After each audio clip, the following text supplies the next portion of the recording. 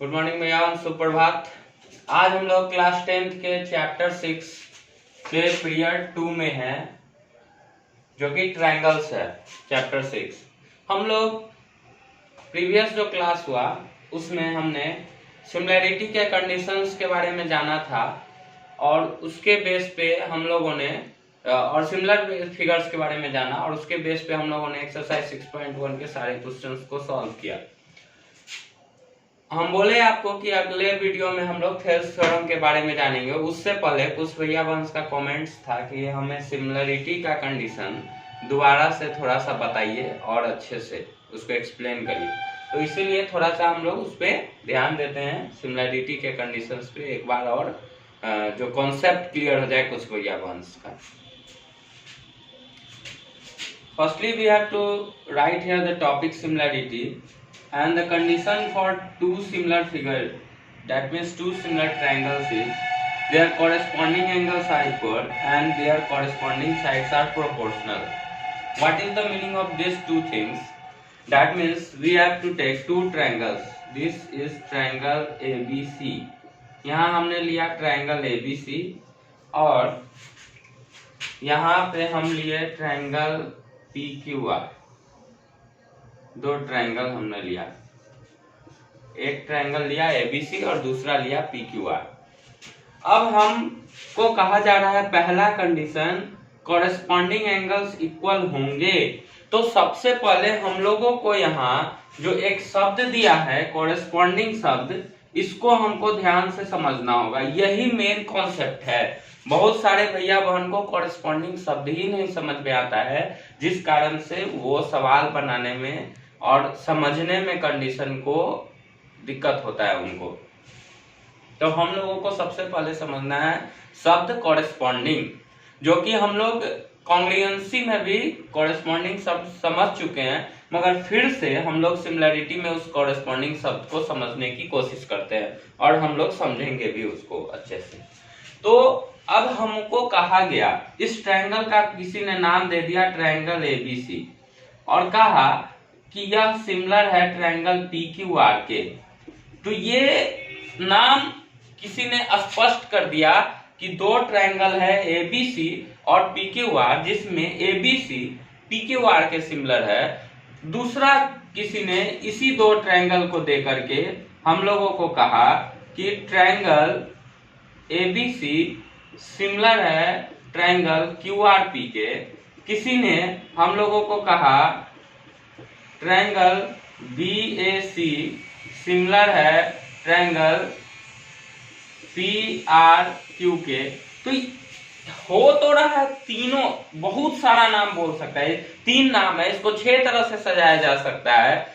Probability में आप लोग जानते हुए जानिएगा आगे चल करके परम्यूटेशन में। तो 3 नाम है, इसको 6 तरह से सजाया जा सकता है, इसका 6 नाम दे सकता है, इसका 6 नाम दे सकता है। तो उस तरह से हम लोगों को पहचानना होगा कि कॉरेस्पॉन्डिंग है क्या। What is the meaning of corresponding here, which is individual in this name. तो that is when we write triangle ABC is similar to triangle PQR, that means clear here angle A is equal to angle P, angle B is equal to angle Q, angle C is equal to angle R। मतलब A के corresponding P, B के corresponding Q, C के corresponding R।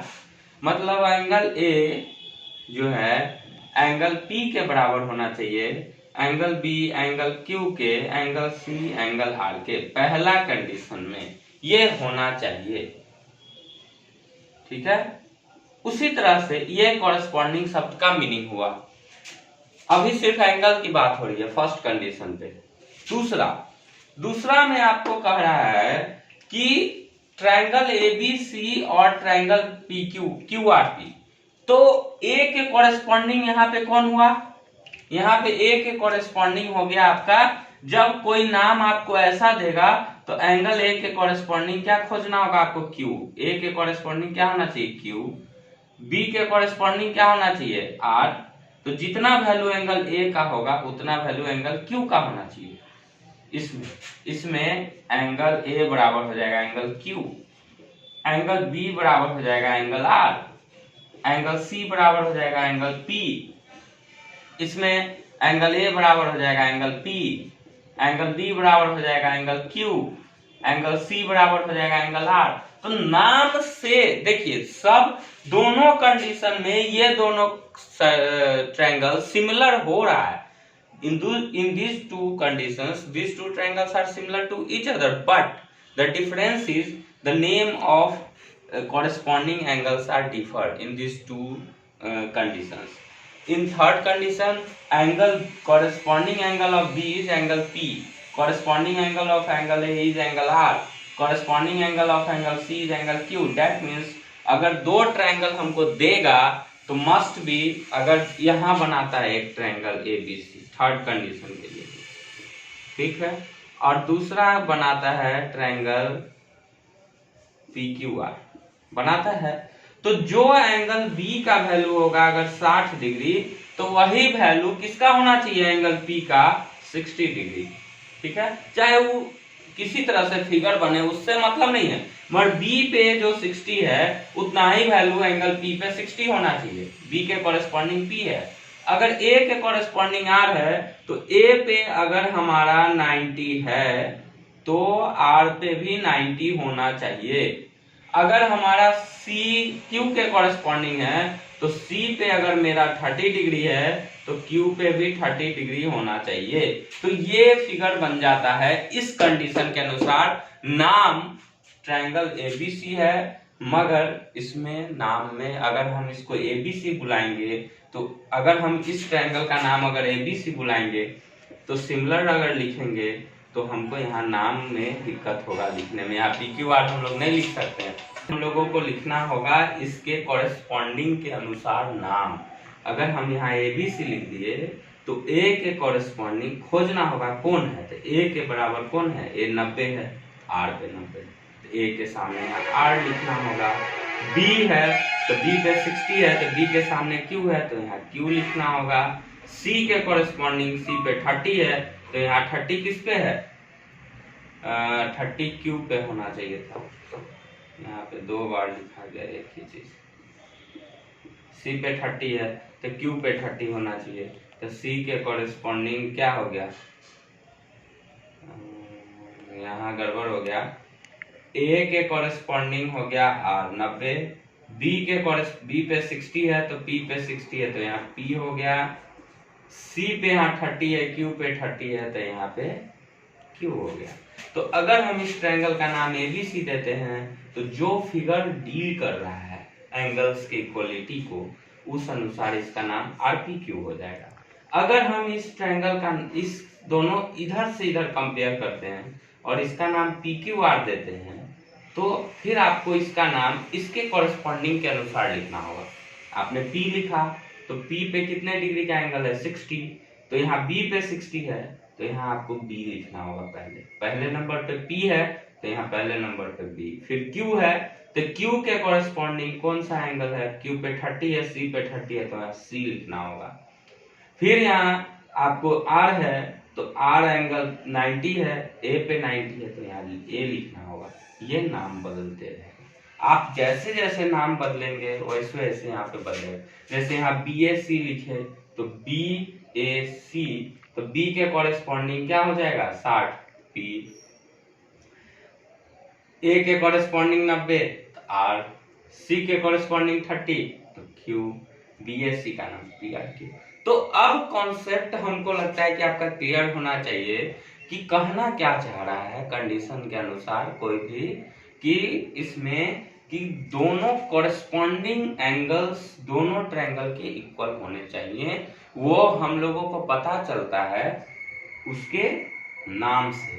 अगर नाम दिया similar है तो हमको कुछ नहीं सोचना है, सीरियली जो है उसी के अनुसार हम लोग उसको डील कर लेंगे कि अगर A B C P Q R दिया तो ए के कॉरेस्पॉन्डिंग पी है, बी के कॉरेस्पॉन्डिंग क्यू है, सी के कॉरेस्पॉन्डिंग आर है।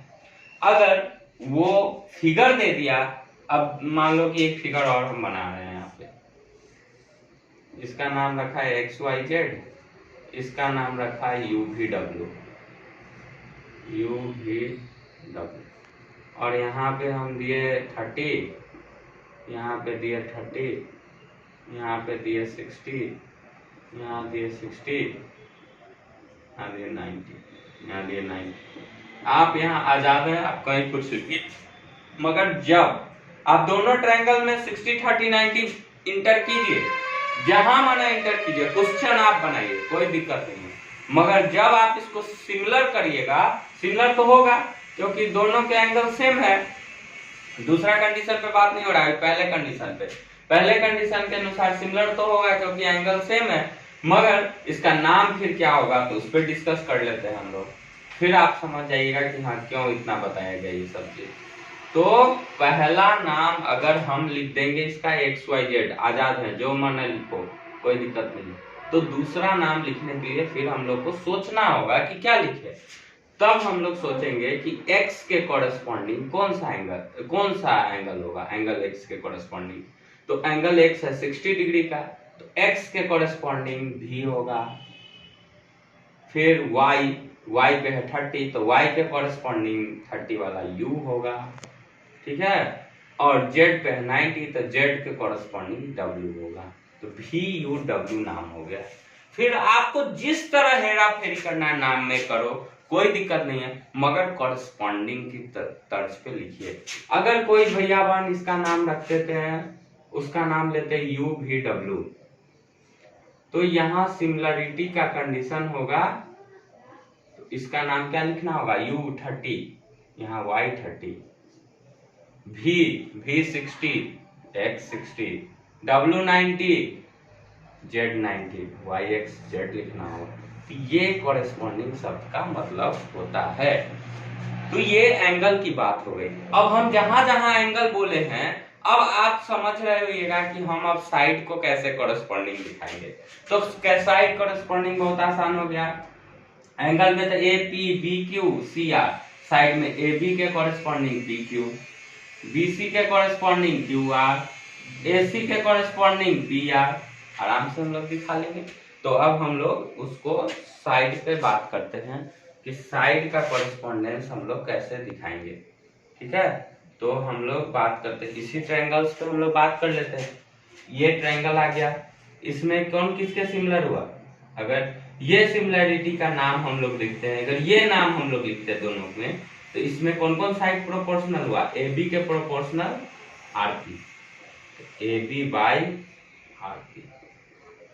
फिर BC के प्रोपोर्शनल कौन हुआ, PQ, equal to BC by PQ। फिर AC के प्रोपोर्शनल कौन हुआ, RQ, तो AC बाई RQ। अगर हम लोग ये नाम लिखते हैं तो PQ के प्रोपोर्शनल कौन हुआ, BC, तो PQ बाई BC।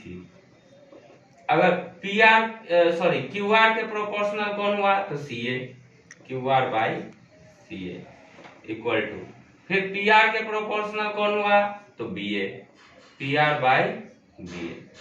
तो ये नाम लिखें। फिर इसी तरह इस ट्रायंगल में बात करते हैं तो कैसे लिखेंगे प्रोपोर्शनल। UV के प्रोपोर्शनल कौन हुआ, तो YX, VW के प्रोपोर्शनल XZ, UW के प्रोपोर्शनल YZ। बस सिंपल सा है कि नाम से स्पष्ट है प्रोपोर्शनल लिखना। उसी तरह अगर ABC PQR में लिखना रहे, AB by PQ, BC by QR, AC by PR, simple सा।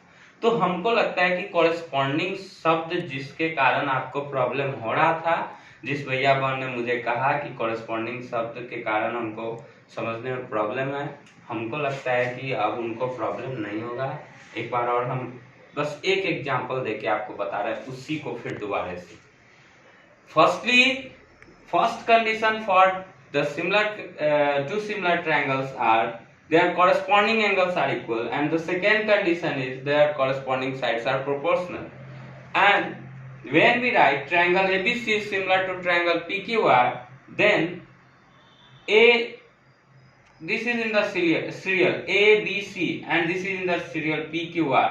So angle A is corresponding to angle P, that means angle A equal to angle P. Angle B corresponding to angle Q, that means angle B equal to angle Q. angle C of triangle ABC is corresponding to angle R of triangle PQR, so angle C equal to angle R. Okay, angle A of triangle ABC is similar corresponding to angle P of triangle PQR, so angle A equal to angle P. Angle B of triangle ABC is corresponding to angle Q of angle PQR, so angle B equal to angle Q. Angle C of triangle ABC is corresponding to angle R of triangle PQR, so angle C equal to angle R. And the proportionality of sides are AB side is proportional to PQ, so AB by PQ equal to BC by QR and AC by PR. These are the two conditions for the two triangles are similar to each other. That's all. You remember these two topics and the concept for the similar triangles is clear here. Now we have to study the next topic, Thales theorem. Thales, this is the great mathematician in mathematical world, which firstly introduced about triangle. Thales जो थे एक nomadic life जीने वाले लोग थे। Nomadic life का मतलब होता है घुमक्कर प्रवृत्ति के, बंजारा जिसको अपने यहाँ कहते हैं, बंजारा सब घूमते थे। वो एक मैथमेटिशियन भी थे। पाइथागोरस का आप नाम सुने होगा, पाइथागोरस इन्हीं के स्टूडेंट हैं। ये बैठे थे, ऊंट चढ़ाते थे, घुमक्कर प्रवृत्ति के थे, बैठे थे, तो लाइन खींचते खींचते बालू के रेत पे एक डंडे से उन्होंने एक रीजन क्रिएट कर दिया इस टाइप से। तो कंक्लूजन उन्होंने लिखा, यही थेल्स जो ट्रायंगल हम लोग अभी तक पढ़ रहे हैं, इतना सारा डिस्कशन किए इसके बारे में। तो उन्होंने लिखा कि किसी भी रीजन को, किसी भी क्षेत्र को बंद करने के लिए कम से कम 3 लाइन सेगमेंट, 3 दीवार की जरूरत होगी, तभी जाकर के वह एक बाउंडेड रीजन बन पाएगा, बंद हो पाएगा। तो उन्होंने कंक्लूजन दिया कि किसी भी रीजन को बाउंड करने के लिए 3 लाइन सेगमेंट्स की जरूरत पड़ता है। इसीलिए इसका डेफिनेशन उन्होंने क्रिएट कर दिया कि the reason bounded by 3 line segments is called triangle. तो ट्रायंगल क्यों? क्योंकि 3 लाइन सेगमेंट से अगर बनता है तो 3 लाइन सेगमेंट 3 वर्टेक्स से मतलब ओरिजिनेट होंगे। 3 वर्टेक्स से 2-2 लाइन सेगमेंट ओरिजिनेट होंगे। तो 2-2 लाइन सेगमेंट जब ओरिजिनेट होंगे तो this 2 line segments makes works like arms of A angle, so it makes 3 angles inside this region, this bounded region, which is called triangle. So we get here 3 angles. By cause of this, Thales named this region triangle. इसीलिए Thales ने इसका नाम triangle रख दिया, क्योंकि इसमें 3 angle बनते हैं। तो ट्रायंगल को इंट्रोड्यूस कराने वाले सबसे बहुत लोग जानता होगा, मगर सबसे पहले इंट्रोड्यूस किसने कराया? थेल्स ने इसके नाम से इंट्रोड्यूस कराया, इसीलिए ये पॉपुलर है मैथ्स में। इनके थ्योरम्स थेल्स थ्योरम कहलाता है, इनके द्वारा दिया गया थ्योरम थेल्स थ्योरम कहलाता है। और इसको दूसरा नाम बीपीटी के नाम से भी जाना जाता है, जिसको हम लोग बेसिक प्रोपोर्शनैलिटी थ्योरम, इसका फुल फॉर्म है, उसको कहते हैं। तो बेसिक प्रोपोर्शनैलिटी थ्योरम जो थेल्स थ्योरम का ही नाम है, उसका स्टेटमेंट है, if a line drawn parallel to one side of a triangle to intersect the other 2 sides in distinct points, the other 2 sides are divided in the same ratio. देखिए, रट लेना theorem को बहुत आसान है, समझना बहुत मुश्किल है कि इसका स्टेटमेंट क्या कहता है। All things are hidden in this statement, so firstly you have to clear the statement which is given by Thales. तो सबसे पहले आप इसके स्टेटमेंट को क्लियर कीजिए कि ये स्टेटमेंट कहता क्या है। जब आप इसको समझ जाएंगे तो इसके थ्योरम्स को क्लियर करना आपके लिए आसान होगा। तो आप आराम से इसको क्लियर कर सकते हैं। इसके जो भी मतलब कि सॉल्यूशंस होंगे थ्योरम में, जो भी पार्ट बनेगा उसको आराम से बना सकते हैं। तो पहले हम लोग क्लियर करते हैं कि इसका स्टेटमेंट कहता क्या है। तो फर्स्ट लाइन हम लोग पढ़ते हैं आराम से, if a line drawn parallel to one side of a triangle. इतना पढ़े तो हम एक ट्रायंगल बनाए यहाँ पे हमने एक ट्रायंगल बनाया, इसको मिटाते हैं। एक ट्रायंगल हमने बनाया ऐसा ABC। ठीक है, कह रहा है कि एक ट्रायंगल होगा, उसमें if a line drawn parallel to one side of a triangle, किसी एक साइड के पैरेलल एक लाइन खींचना है। तो एबीसी ट्रायंगल हम बीसी के पैरेलल एक लाइन खींचते हैं, लाइन है। तो लाइन जब भी खींचेंगे तो वह बाकी दो साइड को दो पॉइंट पे काटेगा ही, अलग अलग पॉइंट पे, क्योंकि ए बी का पॉइंट अलग होगा, मान लिया डी होगा, बीसी को अलग पॉइंट ई पे काटेगा, दोनों तो एक होगा नहीं क्योंकि साइड ही एक नहीं है। तो भी कह रहे हैं, थेल्स साहब भी यहाँ कह रहे हैं of a triangle to intersect the other two sides in distinct points, बाकी दो साइड को डिस्टिंक्ट पॉइंट पे काटता है। The other two sides are divided in the same ratio। अगर काटता है, ABC अगर ट्रायंगल है, अगर किसी एक साइड के पैरेलल, हम ऐसे भी पैरेलल खींच सकते थे, इसके ऐसे भी पैरेलल, पैरेलल मतलब इसके समानांतर खींच सकते थे। तो अगर ABC ट्रायंगल है, उसके किसी एक साइड के पैरेलल अगर हम लाइन खींचते हैं और वह लाइन उस बाकी दो साइड को दो डिस्टिंक्ट पॉइंट पे काटता है, तो बाकी दो साइड सेम रेशियो में डिवाइड होगा, ऐसा उनका कहना था।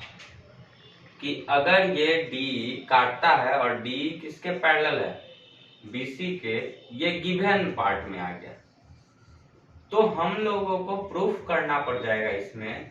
उनका कहना हुआ खेल साहब का कि ये आप प्रूफ करो, ये होगा AD by D B equal to A by C, ये होगा। तो इसको हम लोग और अच्छे से समझने की कोशिश करते हैं। ये मान लिया कि 10 सेंटीमीटर का था, ठीक है, ये मान लिया कि 12 सेंटीमीटर का था, ठीक ठीक है। तो एक पैरेलल लाइन इसको काट दिया, तो यहां अगर आ गया, हम लोगों को 10 को 2 रेशियो में बांट दिया, यहाँ क्या आना चाहिए, मान लो कि यहाँ आ गया 5 और ये भी 5, आधा आधा बांट दिया इसको, तो ये भी 6-6 में बटना चाहिए निश्चित रूप से, ठीक है।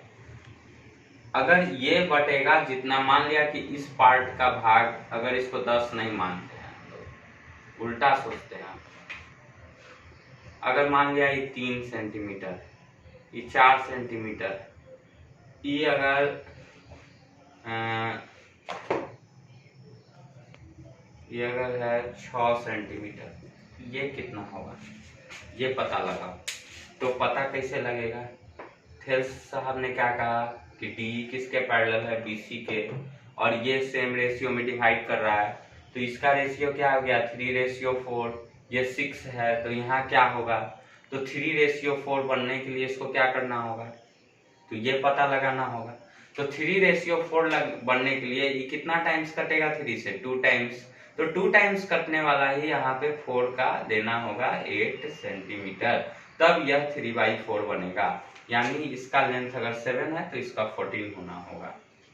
इस टाइप के कंडीशन, अगर 2:3 है तो 2 3 5, तो यहाँ 5 यहाँ 2 या 6 हो गया, तो यहाँ 5 के 15 देना होगा। तो इस टाइप का कंडीशन है कि जो रेशियो में ये बटा 3/4, तो ये भी क्या हो जाएगा 6/8, इसको आप काटिएगा तो ये भी 3/4 ही बन जाएगा, और AD/DB AE/AC के बराबर हो जाएगा।